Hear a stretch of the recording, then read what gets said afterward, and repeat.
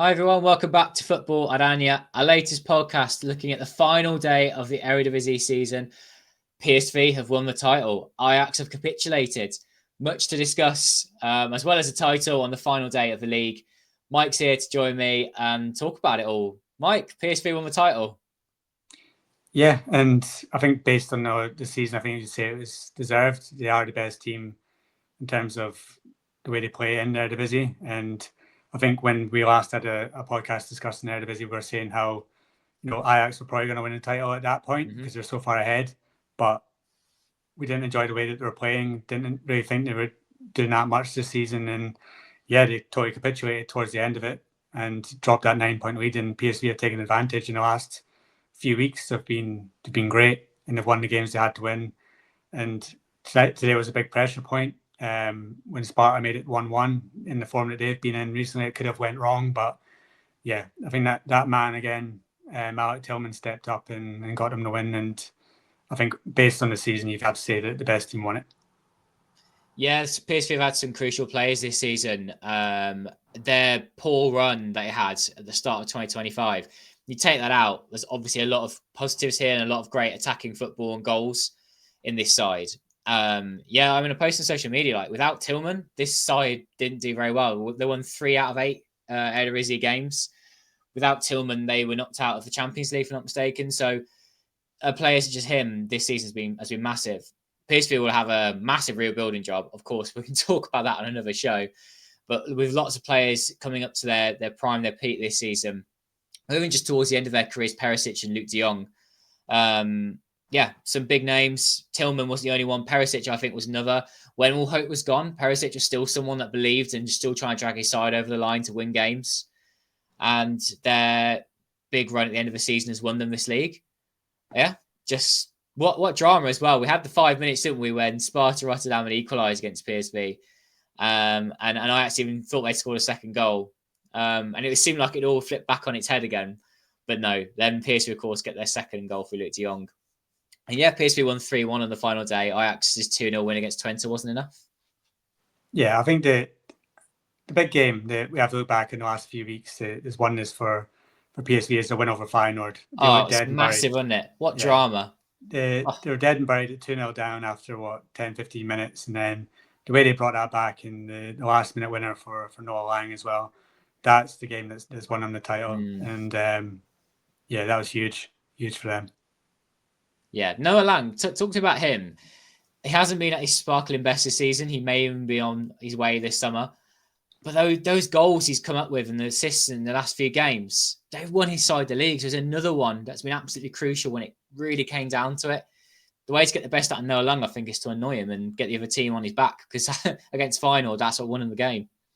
Yeah, I think he's a sort of player that thrives under, not say pressure, but stick. If you're giving him stick, he's loving it, and he's gonna do something against you and make sure that you're the ones that are in pain, and he's going to flaunt it against you. And you saw it when he scored and he was up on the barrier, giving it the big one to the Feyenoord fans who were chucking stuff at him. But that's what he loves. He loves that sort of drama. He loves that sort of to create that. And I think you got to look at the wings for PSV, and Tillman behind is the reason that they've won this title. Lang on the left, Perisic on the right, and Tillman behind Luke de Jong. Without those three coming into those final weeks, then yeah, they would have finished second. But all three of them stepped up, and I think that Noah Lang's one of the attackers you can say that going into the World Cup qualifiers next month, that Noah Lang's one that is in form and is even possibly in line for a start if Kim wants to use him. Yeah, some big players there. We've got much to discuss anyway on this show. Just want to give a shout out to where you can listen to this. You might be watching us on YouTube right now. You may be listening to us over one of our many podcast platforms, such as Apple Podcasts. Wherever you are, do give us a like. Drop us a comment too on what you thought of the season in the Eredivisie. So with much discussed, we'll bring up the league standings in a minute of the final league table. But Ajax capitulated in the past few weeks. Can't believe it. I mean, with the season, it's got to be said. I know people listening to this might think this is obvious. Some people might not be massive Eredivisie fans. They may not realise that the season Ajax have had has been very, very strong and far better than expected. But I'm sure it still leaves a sour taste in Ajax fans' mouths when they realise, even though They were 5th last season. Finishing 2nd this campaign is magnificent. And Farrier has a lot to do with that. They've got a lot of work to do with getting some new attacking players in over the summer. But yeah, this is it was a way to go, wasn't it? That's for sure. That the result against NEC Nijmegen, they could have won it on that day if PSV had slipped up. They didn't. And all it took was a win over the NEC, but a 3-0 defeat at home, beating Groningen away 2-1, and that last minute goal, the Noah Lang last minute goal, like the 97th minute. This goal against Ajax in the 100th minute. Those 2 goals have changed this course of the season. And I've never seen drama like it in the Eredivisie. We didn't have like a last minute goal in the league season this time, but just the last few weeks have been totally unexpected. No one's calling this. Ajax have gone from a 99% certain title to 1%, and then lost out. Yeah, I mean the last minute goal against Groningen, when they already went down to 10 men, it's because they went down to 10 men and that tackle that gave Groningen the extra time to actually get that free kick to then score the equaliser. It's pretty crazy, and it's great for PSV that Ajax capitulate like that. But big questions now need to be asked. If the way they're playing in the past few weeks, the style of Fario, I think he has done a great job compared to what Ajax were coming into the season and the points last season under Stein. Fario has changed it, but there's something wrong with the team, and I don't think they're good enough. If they'd been champions, they are in the Champions League next year. But I worry, looking at the squad, I go, "Oh, that team's not good enough for the Champions League, and they're getting knocked out pretty quickly." Up front, it's just not working. They've got Brobbey and they've got Weghorst. You think that's 2 great options for Eredivisie? Brobbey's form this season has been terrible. Even Weghorst hasn't really done it when he's come on, or even when he started games. And even behind him, you got Traore and Götze. A lot of excitement about Götze, but he's hot and cold. And then, and they've just been leaking crucial goals at times when you don't want to be conceding. So I think that in terms of playing staff this year, you've got to look at getting players that the manager actually wants. Because you look at January, they signed Yuri Rozier back from Twente, who Farioli clearly didn't want, but the board wanted him because he had Ajax blood, and it didn't work out. And they've thrown away the title. But then part of me is also, I think it's a bit of karma for what they did in the Europa League. I think throwing the Europa League because Farioli wanted to win the title and resting everyone in that final game, and they got hammered and knocked out. And now it's come back to bite them. Why don't you just go full out for the Europa League? You see the final that is now Man United against Tottenham, 2 teams that shouldn't be there. If Ajax just put everything into that and actually played full strength and tried their best, they could have went far in that competition, and who knows, they could have won it. But I think this is a bit of redemption for him making that decision to chuck the Europa League, and which I thought was an awful choice. Yeah, I saw some opinions on that one too in the past few weeks as Ajax were losing ground on PSV. But also they haven't had a squad that really worthy of challenging for the title this season. And I said it already, I'll say it again, they do need some new attackers. How they even got the wins they did with the front 3 they have, I was very surprised. Players that are past it, or players that just aren't that good. It's Ajax is at the top of the Eredivisie, not FC Twente. So work to do there. And overall, a really strong season for them. Anything else you want to talk about with PSV and Ajax, or should we roll on to the rest of the league? I think Ajax, they've got signs that the future's bright in terms of, you've got some kids coming through, like Mokio looks like a great talent. But they need to get rid of some of the players that they got and raise as much funds as they can to give Farioli a budget in order to go out and spend some money on players that he wants this summer. But they just found out today that Chuba Akpom's on his way back as well, that Lille aren't going to activate him, so he's coming back. So that's another striker that they don't want probably in their squad. They need to try and shift on. So it's a big summer rebuild again for them. They need to add a new goalkeeper, some new defenders, and definitely in the attack as well. So it's going to be interesting. They've got the Champions League spot. They've got that to give them, a bonus in terms of attracting players. Just need to go out and get the right ones. Yeah. Okay. Well, we'll move on, and I think the natural place next would be Feyenoord. But I'm just going to put up the Eredivisie table on screens for us to see, which is available.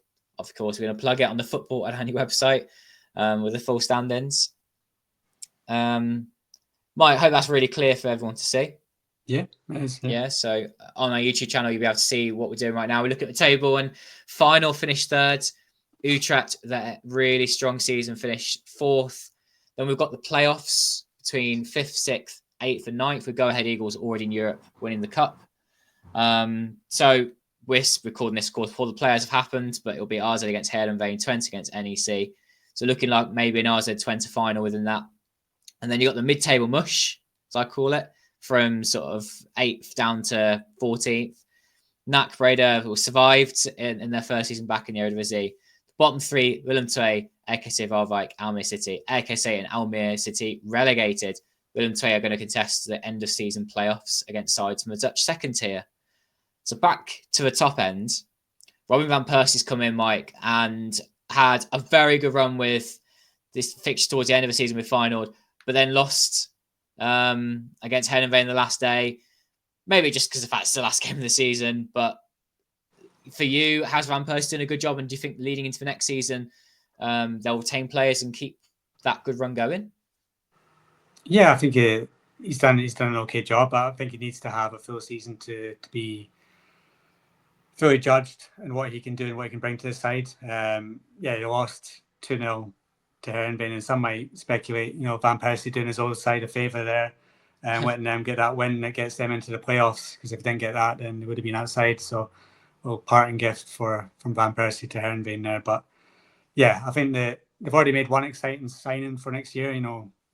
The Eredivisie top goal scorer is coming to them with Stein signing, so that's a good pickup. But yeah, we're going to see what they can add to the squad. I do think they need another striker. I don't think Ueda and Carranza have really replaced Jimenez, so I do think they need to look up front. But yeah, I think that there's some excitement there. Can they keep a hold of Paxel? Can he keep a hold of Hanko?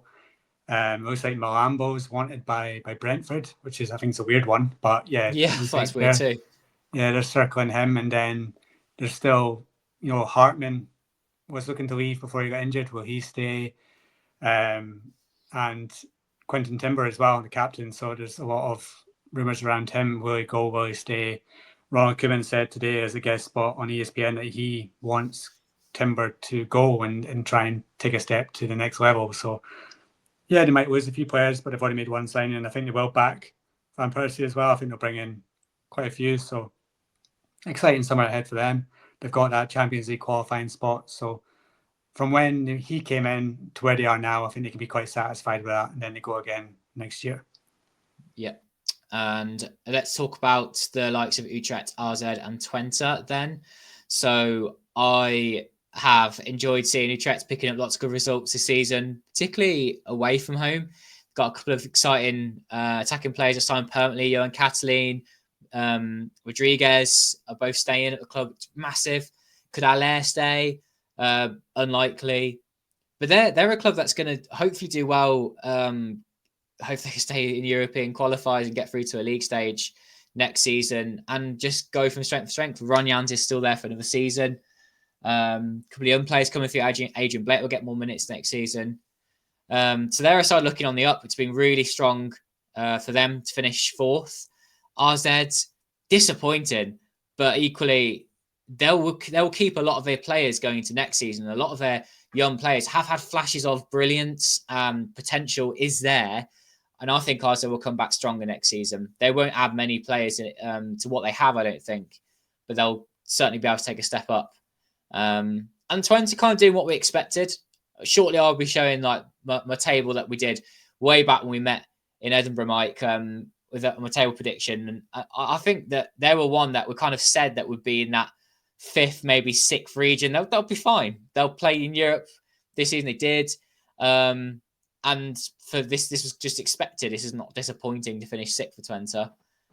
And then you've got Go Ahead Eagles there in 7th. who have had a magnificent season and probably won't be topped for a very long time to come, winning the cup, the first prize in their history, into the Europa League stage, and just mixing it up with the teams at the top. Super good season for them. Yeah, I think the credit needs to go to Ron Jans for what he's done with Utrecht this season. I think that it's a shame that they just dropped off in the last few weeks, because they were battling for third, and it would have been not maybe great for the Dutch coefficient if they did it, but I mean, huge for them if they'd made the Champions League qualifiers and then went for that competition. That would have been huge. But yeah, Feyenoord just came back at them, and were too strong at the end. But it's positive signs for them. We've always seen with Utrecht in recent years, there's always been that sort of excitement going into a campaign and thinking, this could be their year to challenge, and then they usually finish about 6th or 7th and then get knocked out in the European playoffs. But this year they've done it. They're going to be in Europe next year. Ron Jan's done a great job. Hopefully he stays around for at least another couple of years, he said. I think that it's probably his last job in football, so got to enjoy him while he's still coaching. And I hope they back him in the summer, if Haller doesn't stay, bring in another striker and really attack the competition next year, because I don't think many players from them are going to leave. And yeah, it's just building that group to go again. AZ, yeah, I think we all expected it more from them this season, but they are a young team. The likes of Van Bommel, Poku, Pierre Koopmeiners, Wouter Goos, Oduro, they're all top talents, but yeah, they still need a little bit of time. They should be better next year with another year under their belt. I know that Troy Parrott will probably leave. I think Premier League clubs are circling to bring him back to there, so he could go. But in Meerdink, they've got a great replacement who I think has probably more potential than Parrott does for me. So yeah, if he can get a full season under his belt as number one striker, then I'd be interested to see how he does. And with AZ, they've always got young talents coming through from the under-19s who went far in youth league again this year. So yeah, they're always an exciting team to watch, but this year just wasn't their year.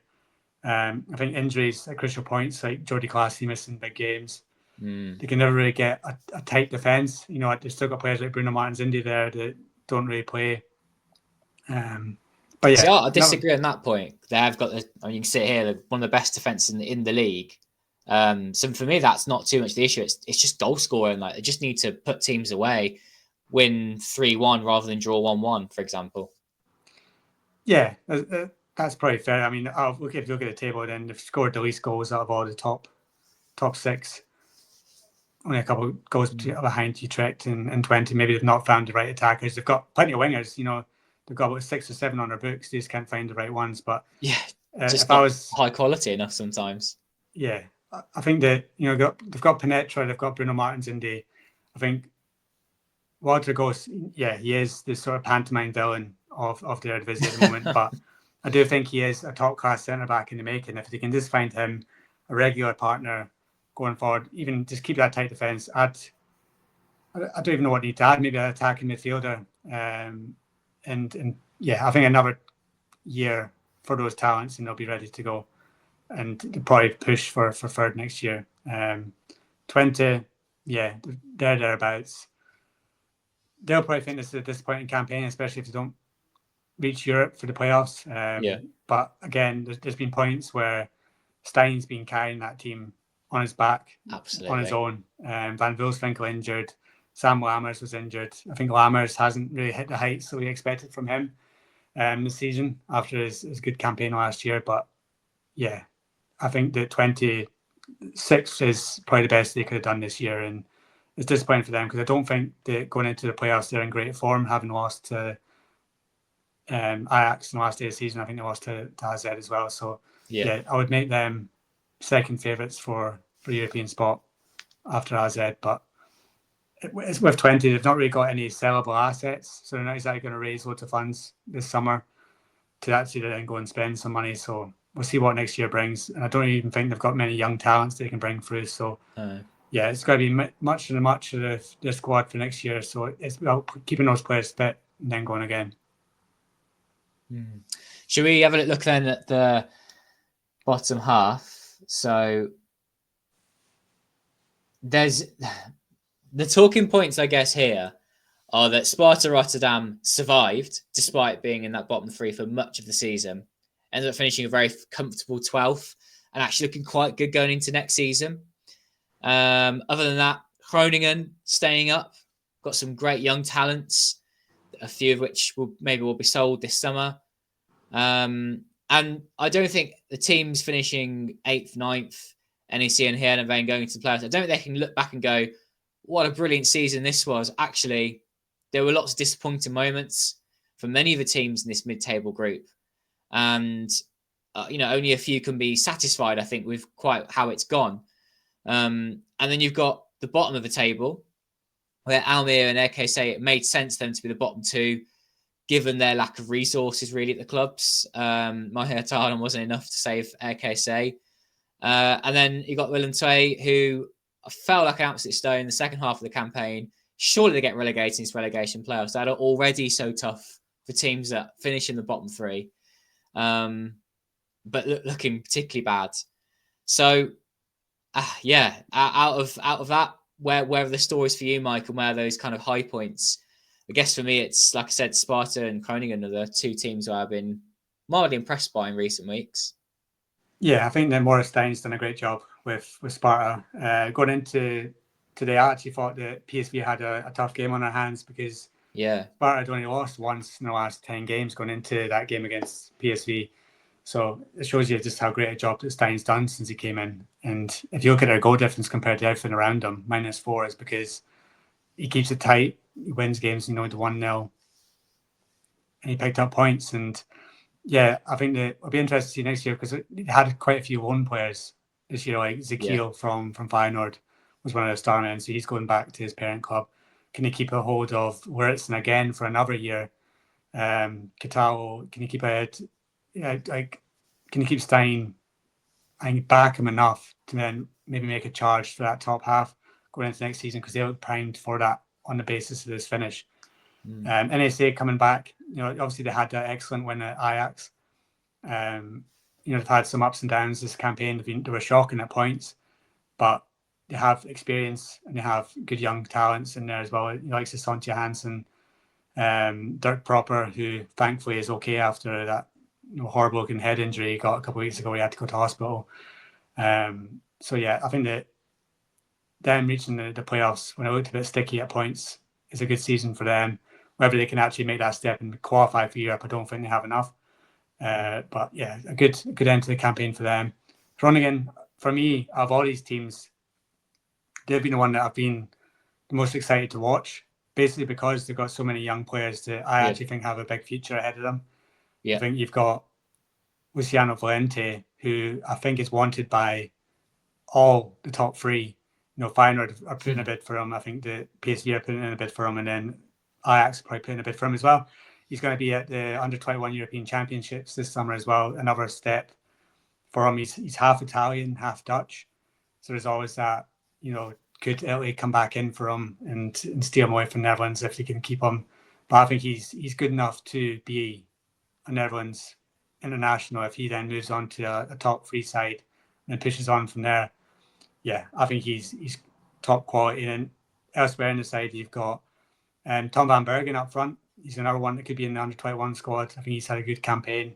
At the back, you've got Tiemann Bloxhill, who scored that equaliser against Ajax. This won PSV the title. He's been around. Actually, interesting story was that when you've probably watched Netherlands under-17s in recent years, the centre-back duo was Tiemann Bloxhill, and next to him was Dean Housen. So that's how good the Netherlands coaches thought he was. He was partnership, and Housen actually thought that Bloxhill was at times the more impressive one. And Housen's went on, and now he's Real Madrid player, Spain international. So I think Bloxhill, if he takes the next step in his career, he can go in that sort of stead as well. He's at Groningen, he's making a couple of mistakes here and there, so I don't think he's Housen level yet, but he's one to watch. And other than that, RKC, I had to and tried. There's a point where he started playing for them that they were picking up points, but in the past few weeks they've just absolutely dropped off a cliff again. And it looks bad there. They've only been relegated by 1 point, but I don't think they had enough in recent weeks to stay up. And Willem II, I'll be amazed if they get through the relegation playoffs. Some of the teams in there look in good form.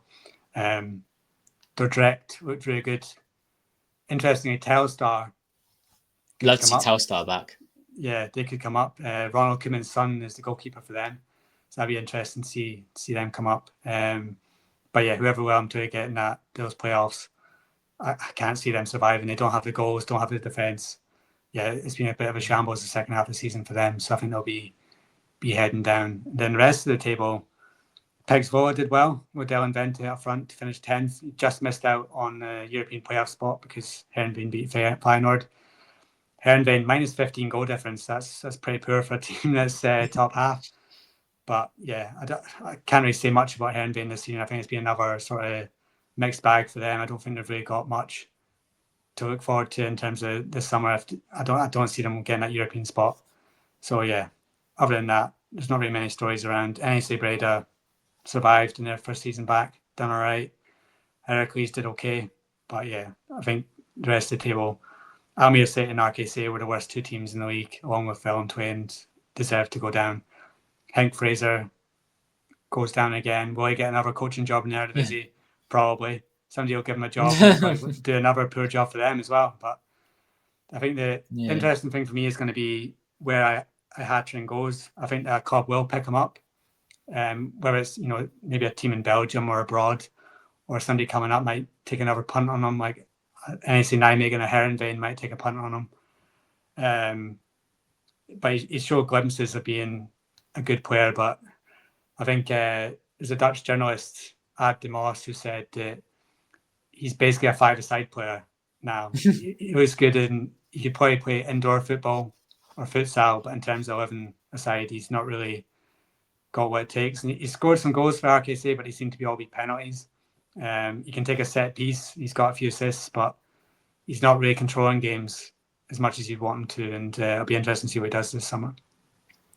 Okay. Yeah, I mean, the last few things I'd say here about this bottom half is there are a number of managerial changes either that's just happened or going to happen over the summer. And I also think there's a few teams here where they actually have the potential to kick on if they have a really good summer and the new manager coming in is promising for the club. I mean, it sounds a bit obvious, but you look at this kind of part of the Eredivisie and think they've got such a big gap to make up on 7th and 6th place. But there are actually teams that could do something like that. I actually didn't think Heracles were too bad at points throughout the second half of the season. Sparta also the same thing. Pexvola had some good wins towards the end. Even NEC Nijmegen have still got that upper level in terms of player quality on the rest of the league, but just couldn't win enough games really to push up a bit further. But anyway, that's that. And just some things kind of move our podcast on now to its next bit. I'm going to bring up now my Eredivisie table from the start of the season. Just a few shouts to team of the season as well, which I'm sure we'll post on social media, right? But something we can discuss and give our reasons for now. But if I take this off the screen, I've got my table here in front of me, and when we met, we said that PSV would win the league, but obviously in different circumstances to what had happened. We thought it might have been more comfortable for PSV. It wasn't. It was one of the last day. I think you, Mike, said that Ajax had finished 4th, if I remember correctly, and I went with Ajax finishing 3rd. The fact they finished 2nd is a good achievement. I put Feyenoord in at 2nd. Then I had RZ, Twente, and Utrecht making up the top 6, which it makes sense at the time. I mean, in the end, Utrecht had a great season to leapfrog Twente and RZ. I didn't have go ahead as high. I had them in 10th. I had Heerenveen NEC though in the playoffs for European football. That has happened, even though it's been by a matter of points, just shaving it. I had Sparta, Groningen, Fortuna in that mid-table positions, Heracles too, all kind of on the same position or just 1 or 2 above or below. Then the bottom bit, I mean, I didn't think Almere would get relegated. I had them at 14th because I had a good season last season. I put Nat Breda 15th. They finished 15th. RKC and Willem II, I had them 16th and 17th. So the wrong way around. And then I had Pexvola rock bottom. I was wrong on that one. But yeah, it's not too bad. I mean, it's not like impossible to predict, is it, that the top 3 are going to be probably PSV, Ajax and Feyenoord, or just guess your order. You probably got your Twente and RZ just below that. You got the teams in mid-table, and you've got... So some bits are kind of predictable. But yeah, what do you make of those shouts, and what do you remember from your one or two? Yeah, I seem to recall saying that Ajax were going to struggle. I thought that AZ would have a better season than they did. I got that wrong. And yeah, I think that in terms of teams to get relegated, I think I said NAC Breda would go down, straight down. But yeah, like I don't think I would have predicted Utrecht to finish fourth. Definitely not. No. And a few teams doing a lot better than what I thought. Like Twente being sixth, I think Ajax finishing second was probably the one that I definitely didn't think was going to happen. I definitely had them having a struggle, but yeah, I think the rest of it, I think you got pretty much spot on. But yeah, be interesting to see over the summer what happens with teams and whether they can push on and what our prediction look like for next year if PSV are just going to cakewalk it again, given the fact that they might lose a lot of players this summer. Same for Ajax. So yeah, I think the predictions are one of these things that you look at with rose-tinted glasses going into a season thinking, oh, they've got these exciting young players, and then the season kicks off and it's like, no, they don't have a team, okay, so they're not going to do as well as what you think they're going to do. The only thing that I think we didn't discuss there, which I think is a big shame for their fans, Fortuna Sittard, the fact that they were on course for a European playoff spot and then they failed to get the license to actually play in Europe. So I think their manager was Danny Boyce. I think he was furious because they were playing really, really well, and it looked like they were on course to get a European playoff spot. And then if they did, and then got that spot, they wouldn't have been able to play in Europe. And then their form fell off in the last few games, understandably, because what have they got to play for anymore? Yeah.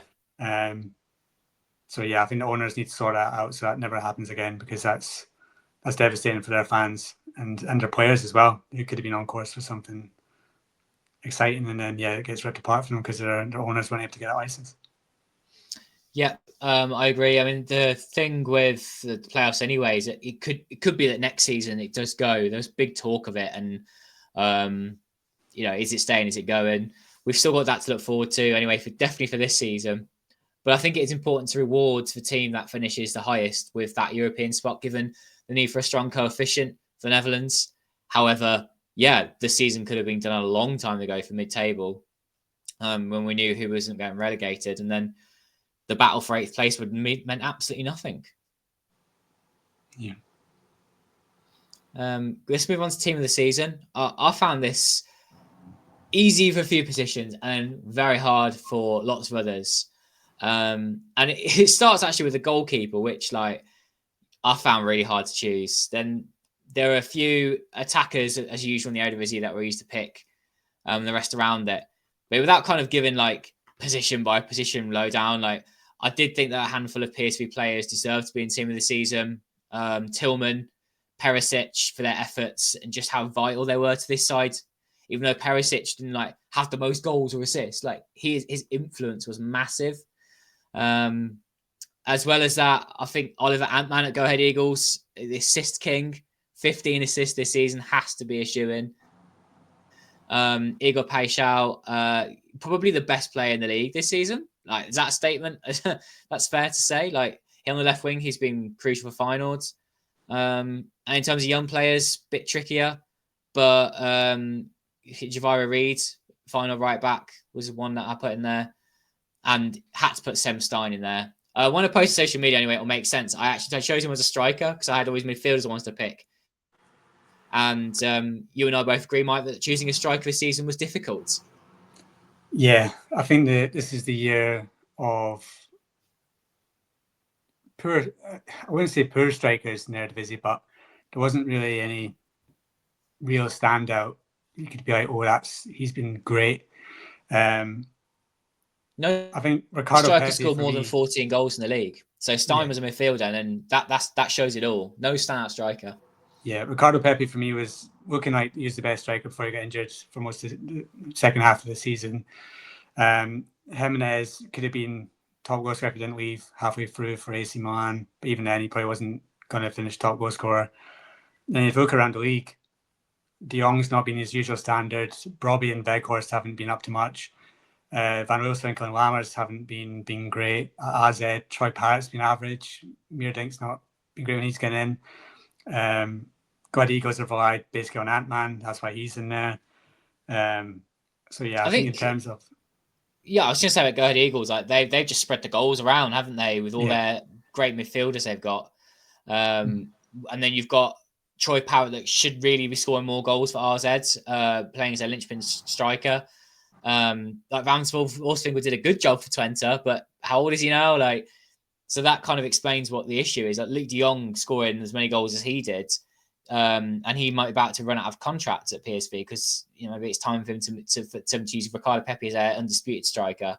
Like he'll be. I'm going to sort of say this now. Like Pepi, if he's fit next season, he's the top goal scorer in the league. oh yeah, 100% for me. I mean, he had a shout to do it this year, but like there's times at the start of the season you're just like, come on, boss, just make the move and just put Pepe as your number one striker. It's clear that he is the better striker out of the two of them, but I guess respect to De Jong, he just kept him in at times to the actual detriment of PSV that he wasn't playing. I think that's the sort of the one criticism I can make of Peter Bosz this year is he's really stuck to these are my first team players. These are the ones that I have the trust in, and nobody else is coming in.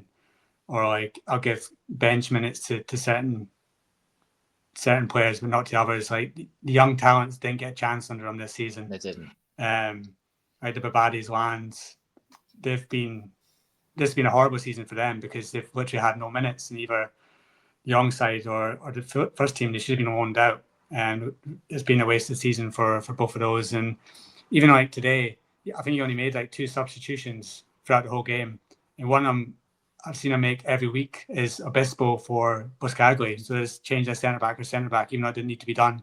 You're just looking at like why have you done that? Like Bakayoko is another one who's taken a big step back this year in terms of form. They should have sold him last summer when he was actually a hot property because I don't think they'll get anywhere near as much from this year if they try and sell him. So yeah, you can say that's a sort of detriment to PSV this year. But I think that overall in the league, you've got 2 or 3 players you could say have been player of the season, but other than that, there hasn't been really many standouts. I think that Stein, Pikesau are probably battling Tillman as well, are probably the 3 that you'd say should deserve player of the season. Other than that, you kind of just you're looking around at standouts for ones that might make a big money move this summer, and you're like, well, there's not really many. I think it's been a year of some disappointing performances all around the league. Well, fitness as well. Players have been injured. I mean, Tillman, saying how obvious the pick is, but he hasn't played every game. I think he's played like around 20 something out of the 34 Eredivisie games. So even choosing players like him to be in a team of the season, that's hard because he hasn't played enough. But you'd say that his influence is still strong enough that he deserves to be there. Yeah, and you wouldn't that's put so tricky. Yeah, like who's Till on numbers? You'd say deserves to be in there because he's one of the only players. Bari as well.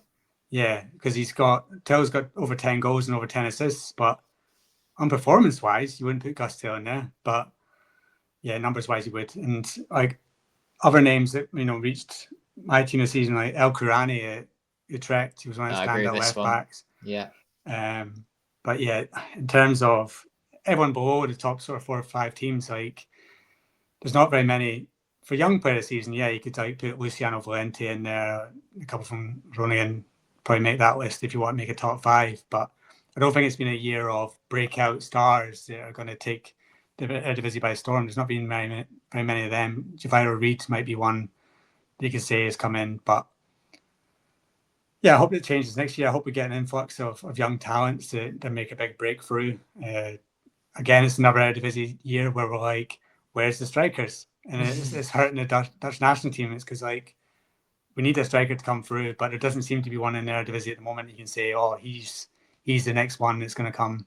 Brian Brobby, maybe in the summer, we're all like, oh, this is going to be the year that he finally shows us his talent. But again, it's been really disappointing from him, and he'll probably leave Ajax this summer because somehow teams from the Premier League want to sign him.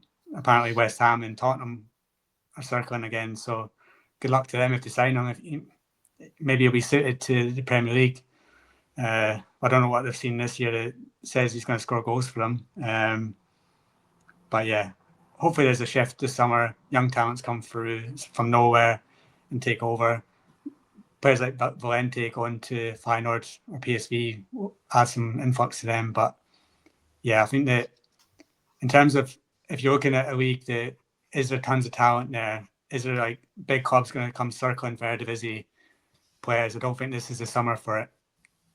Maybe Paxel being the one that is the standout. They'll probably make a big money move somewhere because I think he has been the standout attacking player for Feyenoord, and I think he will get a big move this year, whether it's to like a big huge club or whether it's to like a Dortmund or a sort of next step before you then make a step to a huge club.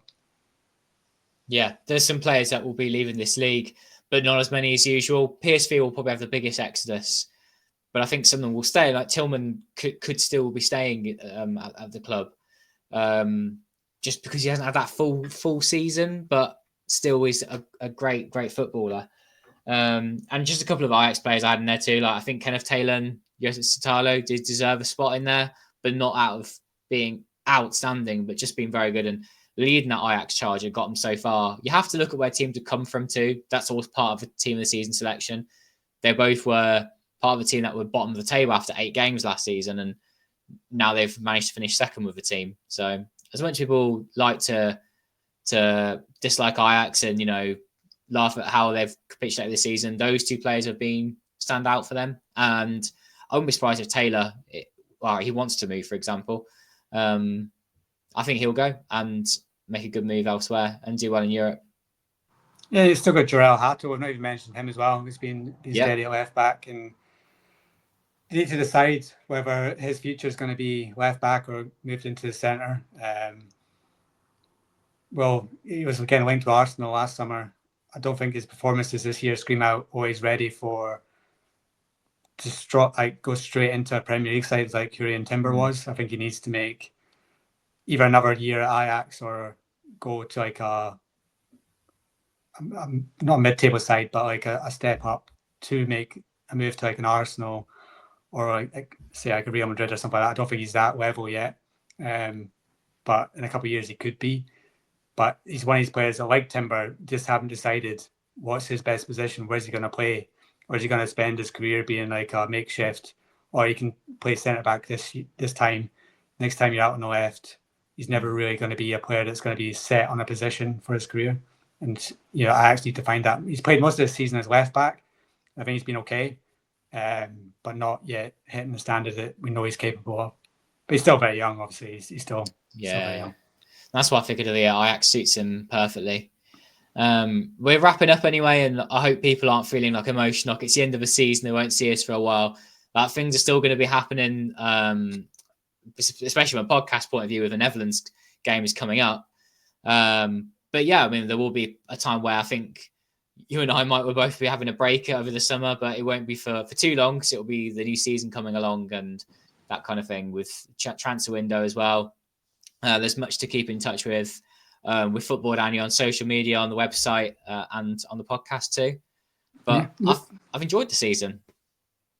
Yeah, like we had last year where it was a blowout and PSV just absolutely walked it. It wasn't that this year. We actually had drama going into the last few weeks of the season. And I don't think we'll ever get that probably again where, Ajax gets so far ahead and then drop it like that ending against Groningen and then big bottle job. Yeah, big bottle job. And and there's still things to be decided going into the last game of the season. So that's obviously always fun when you're not going into the last day thinking, oh, everything's decided. Everyone plays their kids and nobody really cares what the results are. There's actually some things to get ironed out. And I think it was a good end to the season, good season overall in terms of entertainment-wise. We look forward to next year. Big year ahead in terms of transfers. We've already got a big one happening with Frimpong signing for Liverpool. Yeah. So I think there's going to be a lot of Dutch players on the move. Tiani Reinders looks like he's heading to Man City as well if that move goes through. So and there's more. Xavi Simons is going to be leaving Leipzig since they missed out on Europe as well. So I think in terms of Dutch players, we've got the World Cup qualifiers coming. Then it's going to be a lot of transfers happening. So that'll keep us busy in the summer, and then European qualifiers will start pretty early, probably next summer. So yeah, we're always kept busy on Football-Oranje with news stories, you know. Okay, well, thanks everyone for listening, and if you enjoyed it, give us a like, subscribe if you're on YouTube, and just a normal shout out to for the Football-Oranje scarves. You can still get yourself one if you want to support what we do on Football-Oranje. See a couple in the background behind me. You can get yourself one and follow the link in the YouTube description. Yeah, much more to come, and this is not a farewell. This is a goodbye for now. And we'll speak to everyone soon. So see you for the Netherlands games that are next month. Bye, everyone.